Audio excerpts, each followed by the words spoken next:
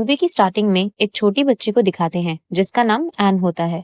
वो काफी डरी हुई होती है और अपने रूम में प्रे कर रही होती है। उसकी मॉम दरवाजे पर नॉक करती है, लेकिन एन दरवाजा नहीं खोलती, जिस वजह से उसकी मॉम इतनी गुस्से में आ जाती है कि वो अपना सर जोर से दरवाजे पर मारने लगती है, जिस वजह से एन और भी ज्यादा डर जाती है। यहाँ से सीन डायरेक्ट कुछ सालों बाद का दिखाते हैं। एन अब बड़ी हो चुकी है और अब एक नन बन गई है। वो एक लेडी डॉक्टर के साथ बैठी होती है। डॉक्टर एन को कहती है कि उसकी मॉम पहले बिल्कुल ठीक थी, लेकिन फिर अचानक उसका बिहेवियर अजीब होता गया। वो हर वक्त एक अजीब गाना गाती रहती थी। डॉक्टर कहती है कि उसके अंदर कोई डिमोनिक प्रेजेंस थी जो उसे ये सब करने पर मजबूर कर रही थी। आगे दिखाया जाता है कि 1835 में रोम में एक स्कूल बनाया गया था जहाँ पर प्रीस्ट को एक्सॉर्सिज्म की ट्रेनिंग दी जाती थी और पोजेस्ड लोगों का एक्सॉर्सिज्म भी वहीं किया जाता था। डिमोनिक पोजेशंस बहुत बढ़ने की वजह से उस स्कूल को बंद करके एक बड़ा एक्सॉर्सिज्म स्कूल रोम के बाहर बनाया गया। उस स्कूल में नन्स को पेशेंट को संभालने की ट्रेनिंग भी दी जाती थी और एन भी उसी जगह ट्रेनिंग ले रही थी, लेकिन उसका इंटरेस्ट एक्सॉर्सिज्म में ज्यादा था। अगले सीन में एन को दिखाते हैं जो अपने पेशेंट के पास जा रही होती है और तभी उसे एक अजीब आवाज सुनाई देती है। वो जैसे ही पीछे मुड़ती है तो वहाँ एक लड़की खड़ी होती है जिसका नाम नाटली होता है। उसे भी एक डीमन ने पजेस किया हुआ होता है। उसे वहाँ एक्सॉर्सिज्म के लिए रखा गया था। एन नाटली को उसके रूम में छोड़ देती है और वहाँ से जाने लगती है और तभी उसे वो आवाज फिर से आने लगती है, जिसका पीछा करते हुए वो एक क्लासरूम के बाहर पहुंच जाती है जहाँ हेड फादर एक्सॉर्सिज्म की क्लास दे रहे थे। एन चुपचाप क्लास अटेंड करने के लिए बैठ जाती है। हेड फादर एन को वहाँ देख लेते हैं पर उस टाइम उसे कुछ नहीं कहते। वो एक लड़की की वीडियो प्ले करते हैं जो पजेस्ट थी और एक्सॉर्सिज्म के दौरान उसकी मौत हो गई थी। प्रीस्ट कहते हैं कि पजेस्ट लोगों का सामना करते हुए हमेशा सावधानी और तैयारी की जरूरत होती है। हमें हमेशा अपना विश्वास गॉड में बनाए रखना है। सिर्फ तभी हम एक्सॉर्सिज्म कर सकते हैं और उसे ठीक कर सकते हैं। क्लास ओवर होने के बाद एन लाइब्रेरी जाती है और उस एक्सॉर्सिज्म के रिकॉर्ड सुनने लगती है, जिन्हें सुनकर उसे पता चलता है कि उस लड़की को कोई आवाज सुनाई देती थी जो उसे वो सब करने के लिए कहती थी। ये सुनकर एन को याद आता है कि उसकी मॉम को भी कुछ आवाजें सुनाई देती थी जो उसे कहती थी कि मुझे तुम नहीं, तुम्हारी बेटी एन चाहिए, क्योंकि उसे गॉड ने चुना है हमारे खिलाफ लड़ने के लिए। ये बात उसने लेडी डॉक्टर को भी बताई होती है। वो इन्हीं चीजों के बारे में सोच रही होती है कि तभी वहाँ हेड नन और फादर आ जाते हैं। हेड नन उसे कहती है कि तुम्हें एक्सॉर्सिज्म क्लासेस में जाने की परमिशन नहीं है।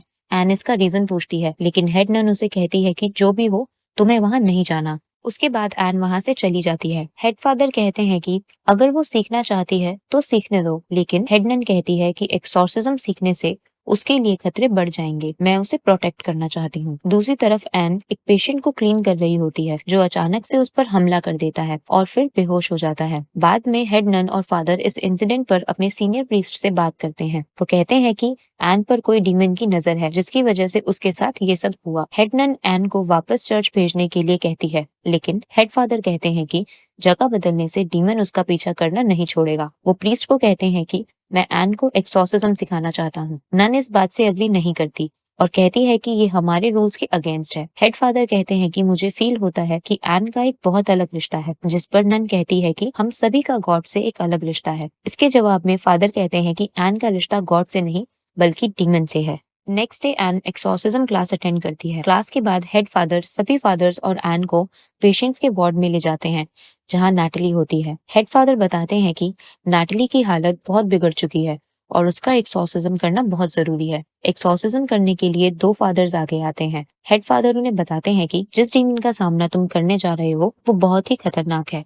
वो तुम्हारे सारे राज, तुम्हारी शर्म और तुम्हारे पापों को जानता है और वो इन सभी बातों से तुम्हें अंदर से तोड़ने की कोशिश करेगा। अब दोनों फादर्स नाटली के रूम में जाते हैं और एक्सॉर्सिज्म स्टार्ट करते हैं, लेकिन नाटली उन पर हमला करने लगती है। वो सीधा छत की तरफ उछल जाती है। रूम बाहर से बंद होता है, लेकिन जो लोग बाहर खड़े होते हैं वो सब देख सकते थे। नाटली खिड़की के पास आती है और एन की तरफ देखती है। वो अपने हाथों से अपना फेस कवर करती है और उसके हाथों से कीड़े निकलने लगते हैं। फिर डीमन एन से कहता है कि लेट मी इन, यानी मुझे अपने शरीर में आने दो। ये देखकर हेड फादर भी उस रूम में जाते हैं और प्रेयर्स पढ़ने लगते हैं और तभी नाटली उन पर हमला कर देती है और उन्हें गिरा देती है। इसी मोमेंट पर एन भी अंदर आ जाती है और नाटली से बात करने लगती है, उसे आवाज लगाती है। धीरे धीरे नाटली नॉर्मल होने लगती है, लेकिन तभी वो फ्लोर पर गिर जाती है और उसके अपने ही बाल उसके मुंह के अंदर जाने लगते हैं। ये देख दोनों फादर्स उसके बालों को पकड़कर बाहर खींचते हैं और नाटली के मुंह से एक हाथ बाहर आता है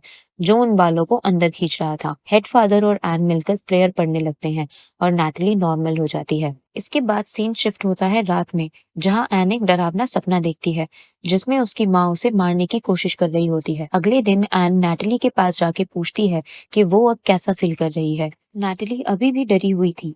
वो कहती है कि उसे एक बुरा सपना आया जिसमें बहुत सारे लोग थे जो एक आवाज को फॉलो कर रहे थे और वही आवाज मुझे हमेशा सुनाई देती है। वो एन को कहती है कि वो भी उसके सपने में थी और बहुत तेज चिल्ला रही थी। ये सब सुनकर एन सीधा लाइब्रेरी के रिस्ट्रिक्टेड एरिया में जाती है और पोजेशन से रिलेटेड सभी फाइल्स को पढ़ने लगती है। उन्हीं के बीच उसे एक फाइल मिलती है जिसमें एक लड़की एक्सॉर्सिज्म के बाद बच गई थी। वो उसके वीडियो टेप प्ले करती है जिससे उसे पता चलता है कि पोजेस्ड लोग क्या फील करते हैं। एन अब हेड फादर के पास जाती है और कहती है कि वो समझ गई है कि डीमन पोजेशन के दौरान इंसान की शर्म और उसके गिल्ट का यूज करके उसे फील करवाता है कि गॉड उसे बिल्कुल नहीं चाहते और वो उससे दूर है। वो कहती है कि एक्सॉर्सिज्म में हम तभी सक्सेस होंगे जब हम पोजेस्ड लोगों को अंदर से स्ट्रांग बनाएं ताकि वो अपनी शर्म और गिल्ट का सामना कर सकें। ये सब सुनकर हेड फादर उसे पूछते हैं कि एक 10 साल की लड़की नैटली के पास कौन सी शर्म या गिल्ट हो सकते हैं, वो अभी भी एक इनोसेंट है। ये बात सुनकर एन वहां से चली जाती है। एन अब अपने फ्रेंड्स के साथ होती है